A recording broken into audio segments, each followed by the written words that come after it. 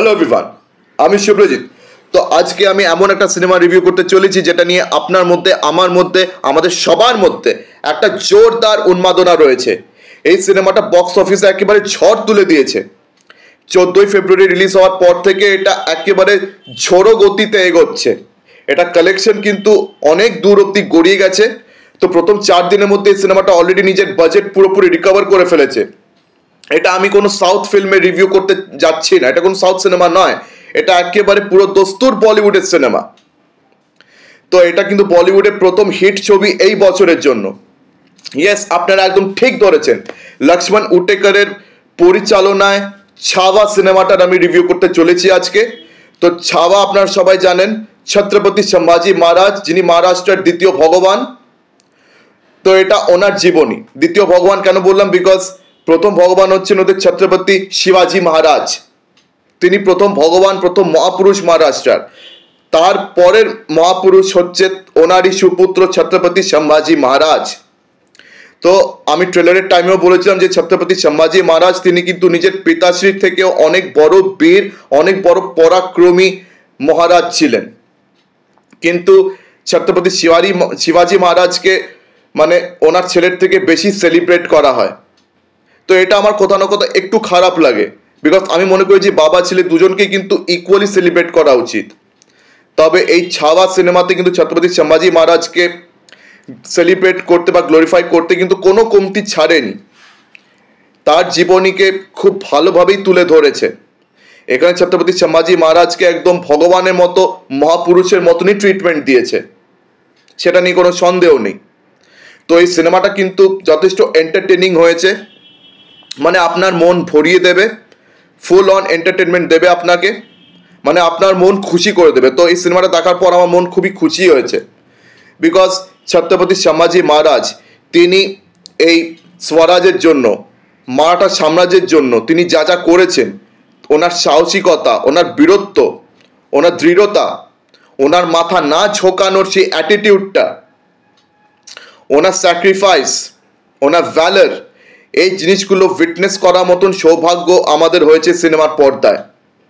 তো আমরা তো আর ওই সময় জন্মগ্রহণ করিনি, তো ওই সময় ওই জিনিসগুলো আমরা দেখতে অবশ্যই পাইনি, কিন্তু সিনেমার পর্দায় সেই জিনিসটা দেখতে আমাদের দারুণ লেগেছে বস। মনে হচ্ছে ওই সময়কার ঘটনা, ওই সময়কার লড়াইকে আমরা আজকের দিনে এখানে এসে সেটাকে চোখের সামনে দেখছি, অ্যান্ড সেটা দেখতে খুব দারুণ লেগেছে, খুব মানে অসাধারণ লেগেছে দেখতে। মানে ওই ফিলিংটা সিনেমা হলে মানে একটা আলাদাই ব্যাপার বস, আলাদাই ব্যাপার। মানে এই সিনেমাটা সিনেমা হলে এখনো কিন্তু রমরমিয়ে চলছে। আজকে মঙ্গলবার, এটা কিন্তু অ্যাজ পার রিপোর্টস আজকে 15 থেকে 20 কোটি কালেকশন অলরেডি হয়ে গেছে। অ্যান্ড সেই রিপোর্টসের মতে ডোমেস্টিক কালেকশন 160 কোটি অলরেডি ছাড়িয়ে গেছে। এই সিনেমার বাজেট 130 কোটির, অ্যান্ড আজকে ডোমেস্টিক কালেকশন 160 কোটি ছাড়িয়ে গেছে, অ্যান্ড এটা ওয়ার্ল্ড ওয়াইড কালেকশন 200 কোটি ছাড়িয়ে গেছে। এখন শুধু একটা জিনিস দেখার, যে এই সিনেমাটা ভিকি কৌশলের সব থেকে বড় সাকসেসফুল ছবি উরি দ্য সার্জিক্যাল স্ট্রাইক, সেটা রেকর্ড ভাঙতে পারে কি না। তবে আমার যা দেখে মনে হচ্ছে উরি দ্য সার্জিক্যাল স্ট্রাইক, যেটার আর কি কালেকশন তখন প্রায় 250 কোটির ঘরে ছিল, সেটা কালেকশন কিন্তু আরামসে ভেঙেই দেবে। আর তো 80-90 কোটির ব্যাপার এই কদিনে আরামসে উঠেই যাবে, বিকজ আজকেও 15 থেকে 20 কোটি কালেকশন হয়েছে। ফার্স্ট উইকেন্ডে যা ব্যাপক এটার মানে কালেকশন হয়েছে, সানডেতে, শুধু সানডেতে এটার কালেকশন ছিল 48.5 crores। তো সেকেন্ড উইকেন্ডে অ্যাজ পার রিপোর্টস কালেকশন খুব দারুণ হবে। তো এই সিনেমাটা নো ডাউট খুবই এন্টারটেনিং লেগেছে আমার, অ্যান্ড অডিয়েন্স এটাকে রমরমিয়ে মানে এনজয় করছে। তো আপনাদের সবার কিন্তু এই সিনেমাটা অবশ্যই হলে গিয়ে দেখা উচিত, মানে you should not miss it. তবে হ্যাঁ, এই সিনেমার কিন্তু কিছু নেগেটিভ পয়েন্টস রয়েছে, তবে সেই নেগেটিভ পয়েন্টসগুলো খুব একটা বড় নয়, তাও রয়েছে। তো এই সিনেমার প্রথম যে নেগেটিভ পয়েন্ট, সেটা হচ্ছে ফার্স্ট হাফটা আপনাদের একটুখানি ড্র্যাগি মনে হতে পারে। ঠিক আছে, ফার্স্ট হাফের মানে মাঝখানের দিকে বা একটু ফার্স্ট হাফের একটু শেষের দিকে মনে হচ্ছে যেন একটু ড্র্যাগি হচ্ছে, গল্পটাকে একটু টানছে। কিন্তু সেকেন্ড হাফে গিয়ে ওই গ্যাপটাকে পুরোপুরি ভরে দেবে। মানে সেকেন্ড হাফে যখন আপনি ঢুকে যাবেন, তখন আপনি ভুলেই যাবেন যে ফার্স্ট হাফটা একটু ড্র্যাগি ছিল, মানে একদম ভুলেই যাবেন। মনে মনে হবে যেন ওই গ্যাপটাকে সেকেন্ড হাফ পুরোপুরি ভরে দিয়েছে, বিকজ ওই সময় মারাঠা সেনা আর অরঙ্গজেবের সেনার মধ্যে যে লড়াইটা, ওটা কিন্তু আপনার মন ভরিয়ে দেবে। ওদের মধ্যে যে ক্ল্যাশটা হচ্ছে, তাছাড়া অরঙ্গজেব অ্যান্ড এই ছত্রপতি সম্ভাজি মহারাজের যে ফেস অফটা, সেটা কিন্তু আপনার মন ভরিয়ে দেবে। অ্যান্ড সিনেমার একদম শেষে গিয়ে যখন অরঙ্গজেব আর সম্ভাজি মহারাজের যে দেখাটা হয়, ওটাতেও কিন্তু আপনাদের মন একদম ভরে যাবে বস, একদম ভরে যাবে। তো ওটা নিয়ে কোনো সন্দেহ নেই, এটা ডেফিনেটলি 100% হতেই হবে। তো প্রথম নেগেটিভ পয়েন্ট যেটা বললাম যে ফার্স্ট হাফটা একটুখানি মনে হচ্ছে যেন ড্র্যাগি হচ্ছে। অ্যান্ড যেটা সেকেন্ড নেগেটিভ পয়েন্ট, সেটা হচ্ছে এই সিনেমার মিউজিক। তো দেখুন, আর রহমানকে আমরা জানি অনেক ভালো ভালো তিনি মিউজিক দিয়েছেন, ঠিক আছে। তবে এই সিনেমাতে ওনার যা মিউজিক হয়েছে সেটা কিন্তু মানে ওনার ক্যারিয়ার বেস্ট মিউজিক পারফরমেন্স নয়, ওনার ক্যারিয়ার বেস্ট কিন্তু না এখানে ওনার মিউজিক পারফরমেন্সটা। তো আমার যেটা মনে হলো যে মিউজিকটা কিন্তু এর থেকে আরো ভালো হতে পারতো। মানে মিউজিক যা দিয়েছেন সেটা কিন্তু মানে শুনতে খারাপ লাগছে না, শুনতে ভালো লাগছে, কিন্তু সেই মিউজিকটা আরেকটু ভালো হতে পারতো, আমার সেটা শুনে কিন্তু মনে হলো। তো এই হচ্ছে ব্যাপার। আর তাছাড়া বাজরাও মস্তানি, তানাজি, এই দুটো আমার রিসেন্ট টাইমসে দেখা best period drama films from Bollywood. মানে বলিউডের তরফ থেকে রাজা রাজত্ব নিয়ে যতগুলো সিনেমা হয়েছে বলিউডে in recent Times, period drama রাজা রাজত্বের সিনেমা, তো সেগুলোর মধ্যে বাজিরাও মস্তানি অ্যান্ড তানাজি, এই দুটো কিন্তু আমার খুবই ফেভারিট। তো এই দুটো থেকে কিন্তু ছাওয়া অবশ্যই নিচে থাকবে, কিন্তু তাও ছাওয়া একটা খুব ভালো, একটা খুবই মানে সিনেমা হলে দেখার মতন সিনেমা হয়েছে, এটা নিয়ে কোনো সন্দেহ নেই। এবারে চলে আসছি আমি ছাওয়ার পজিটিভ পয়েন্টসে। তো প্রথম পজিটিভ পয়েন্ট হচ্ছে ভাই ভিকি কৌশলের এটা ক্যারিয়ার বেস্ট পারফরমেন্স, এটা নিয়ে কোনো সন্দেহ নেই। মানে ভিকি কৌশল নিজের সব কিছু দিয়েছে সিনেমার জন্য, তিনি নিজেকে পুরোপুরি নিংড়ে দিয়েছেন। মানে he was living the life of Chhatrapati Sambhaji Maharaj. ওনাকে দেখে মনে হচ্ছে যে ছত্রপতি সম্ভাজি মহারাজ পদার্পণ করেছেন আমাদের সামনে, আমাদের চোখের সামনে ছত্রপতি সম্ভাজি মহারাজ পদার্পণ করেছেন, এটা ভিকি কৌশলকে দেখে পরিষ্কার মনে হচ্ছে। ট্রেলারেও কিন্তু তার পারফরমেন্স দারুণ লেগেছিল বস, ট্রেলার টিজারেও মনে হচ্ছিল যে ভিকি কৌশল পুরোপুরি ফাটিয়ে দেবে, অ্যান্ড সিনেমাতে সে পুরোপুরি ফাটিয়ে দিয়েছে, এটা নিয়ে সন্দেহ 1%ও নেই, ঠিক আছে। অ্যান্ড শুধু ভিকি কৌশলই না, অক্ষয় খান্নাও কিন্তু ফাটিয়ে দিয়েছে অ্যাজ অরঙ্গজেব, ফাটিয়ে দিয়েছে বস, ফাটিয়ে দিয়েছে।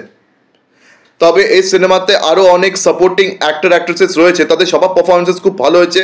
রশ্মিকা মন্দনাকে আমরা এখানে ছত্রপতি সম্ভাজি মহারাজের স্ত্রী হিসেবে দেখতে পেয়েছি। তো উনি যতটুকু স্ক্রিন টাইম পেয়েছেন উনি চেষ্টা করেছেন, উনিও ভালো পারফরমেন্স দিয়েছেন।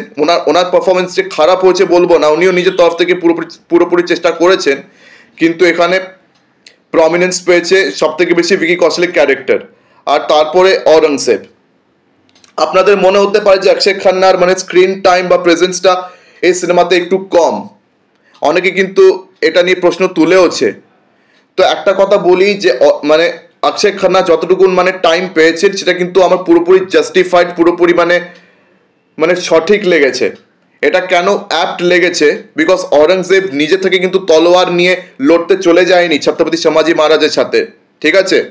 সে কিন্তু নিজের সেনা, নিজের লোকই পাঠিয়েছিল ওকে ধরে আনার জন্য। তো এই সিনেমাতে কিন্তু এক্স্যাক্ট ওইভাবেই জিনিসপত্রগুলো দেখানো হয়েছে। অ্যান্ড ছাওয়া এটা কিন্তু একটা নভেলের উপরে বেস করা, তো সেই নভেলে এক্স্যাক্টলি ওইভাবেই জিনিসগুলো ডেপিক্ট করা হয়েছে, যেরকমটা ইতিহাসে মানে হয়েছে, ব্যাপারটা যেরকমটা সত্যিকারের হয়েছে। তো মানে এখানে অক্ষয় খান্না যতটুকু স্ক্রিন টাইম পেয়েছে এটা কিন্তু আমার যথেষ্ট অ্যাপ্ট লেগেছে, জাস্টিফাইড লেগেছে। আর তাছাড়া অক্ষয় খান্না পারফরমেন্সও দারুণ দিয়েছে, এটা নিয়ে কোনো সন্দেহ নেই। তো আমরা সবাই জানি যে ছত্রপতি সম্ভাজি মহারাজ তিনি আর কি অরঙ্গজেবকে কতটা নাচিয়েছেন, তিনি অরঙ্গজেবের মানে পতনের কিভাবে কারণ হয়ে উঠেছেন সেই গল্প আমরা মোরলেস শুনেছি, কিন্তু এই সিনেমাতে এই গল্পটাকে উইটনেস করার মজা এটা আপনি সিনেমা হলে গিয়ে পাবেনই পাবেন। তো এই সিনেমাটা আপনাদের হলে ডেফিনেটলি দেখা উচিত, এটা মিস করলে চলবে না, এটা আপনারা অবশ্যই সিনেমা হলে দেখে আসুন। অ্যান্ড আরেকটা জিনিস বলার আছে, মানে এটাকে আপনি সিনেমার নেগেটিভ পয়েন্টে ধরতে পারেন, তবে এই সিনেমার এটাকে নেগেটিভ পয়েন্টে আমি ঠিক ধরতে চাইছি না, বিকজ এটা একটা খুবই ইউজুয়াল ব্যাপার যে এরকম পিরিয়ড ড্রামা ফিল্মে কি হয় যে অ্যাক্টর অ্যাক্ট্রেসের সংখ্যা প্রচুর বেশি হয় অ্যান্ড প্রত্যেকটা অভিনেতা অভিনেত্রীকে সমানভাবে স্ক্রিন টাইম দেওয়া কিন্তু সম্ভব হয় না, বিকজ এই ধরনের পিরিয়ড ড্রামা সিনেমা 2.5 থেকে 3 ঘন্টার হয় অ্যান্ড 2.5 থেকে 3 ঘন্টার মধ্যে আপনি কতগুলো ক্যারেক্টারকে বড়ভাবে স্ক্রিন টাইম দেবেন। তো এখানে প্রচুর অভিনেতা অভিনেত্রীর এমন হয়েছে যে তারা প্রমিনেন্স পায়নি, যেমন আশুতোষ রানা, প্রদীপ রাওয়াত, তাছাড়া আরও অনেক অভিনেত্রী রয়েছে, এই দিব্যা দত্তা, নীল ভূপালম, তাছাড়া ডায়না পেন্টি, যাকে এখানে অরঙ্গজেবের মেয়ে হিসেবে, কন্যা হিসেবে আমরা দেখতে পাচ্ছি। তো এরকম প্রচুর অভিনেতা অভিনেত্রী এই সিনেমাতে মজুদ আছে যারা কিন্তু সেই স্ক্রিন টাইমটা পায়নি। তবে এটা কিন্তু এই সিনেমার মেজর নেগেটিভ পয়েন্টের মধ্যে ধরা উচিত বলে আমার তো মনে হয় না। তো এই গেল আমার রিভিউ। মানে আমি অলরেডি এই সিনেমাটাকে যা রেটিং দেবো, মানে 7 থেকে 7.5, বিকজ 7.5 থেকে 8 অব্দি রেটিং আমি দিয়েছি তানাজিকে, অ্যান্ড 8 থেকে 8.5 রেটিং আউট অফ 10 আমি দিয়েছি হচ্ছে বাজিরাও মস্তানিকে। তো এই হচ্ছে আমার রিভিউ সিনেমাটাকে নিয়ে। তো আপনাদের মধ্যে যারা এই সিনেমাটি অলরেডি দেখে ফেলেছেন, আমাকে কমেন্ট সেকশনে অবশ্যই জানান যে আপনাদের কি মতামত এই সিনেমাটা নিয়ে। আমি কোনো পয়েন্ট যদি মিস আউট করে থাকি বা কোনো পয়েন্ট ভুল বলে থাকি, আমাকে অবশ্যই কমেন্ট সেকশনে সেটা জানাতে দ্বিধাবোধ করবেন না। আর আপনাদের মধ্যে যারা এই সিনেমাটি দেখেননি, আমি আবার আপনাদেরকে সাজেস্ট করছি অবশ্যই সিনেমা হলে গিয়ে এটা দেখে আসুন, আপনাদের কিন্তু যথেষ্ট মজা লাগবে, আপনারা কিন্তু ডিসঅ্যাপয়েন্টেড হবেন না। তো আমার ভিডিও এখানে শেষ করলাম। আমার ভিডিও ভালো লেগে থাকলে অবশ্যই লাইক করুন, বেশি করে আমার ভিডিওটি শেয়ার করে দেবেন, আর হ্যাঁ, আমার চ্যানেলটিকে অবশ্যই সাবস্ক্রাইব করতে ভুলবেন না। তো আজকের দিনের মতন বিদায় নিলাম, চোখ এখন পরবর্তী ভিডিওতে। ধন্যবাদ।